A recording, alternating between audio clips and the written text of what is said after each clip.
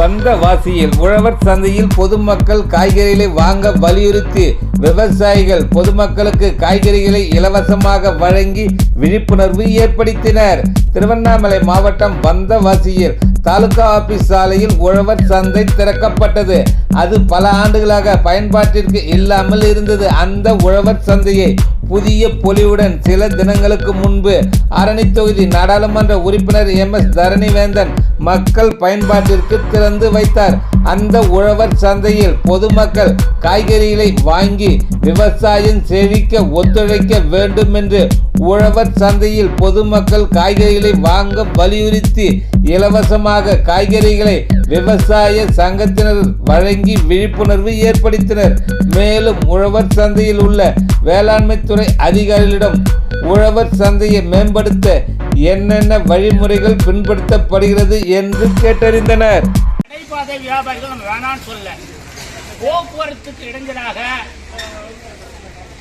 பொதுமக்களுக்கு இடைஞ்சலாக இருக்கும் வண்டிகளை அப்புறப்படுத்த வேண்டியது காவல்துறையுடைய வேலை.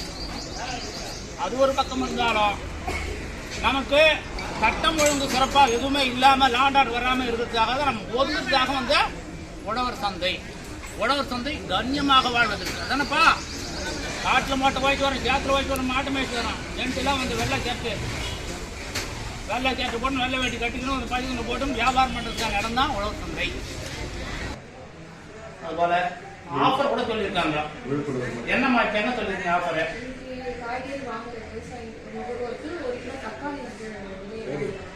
விலையெல்லாம் ஆஃபர்.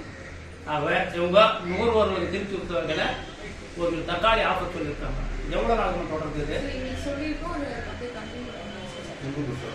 விவசாயிங்க காய்கறி ஏற்றுனதுக்கு டவுன் பஸ் இங்கே வருதுங்களா?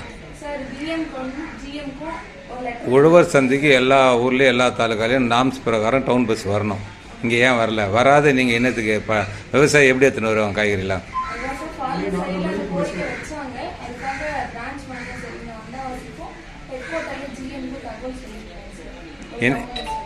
என்னையிலேருந்து அது நடைமுறைக்கு வருங்க?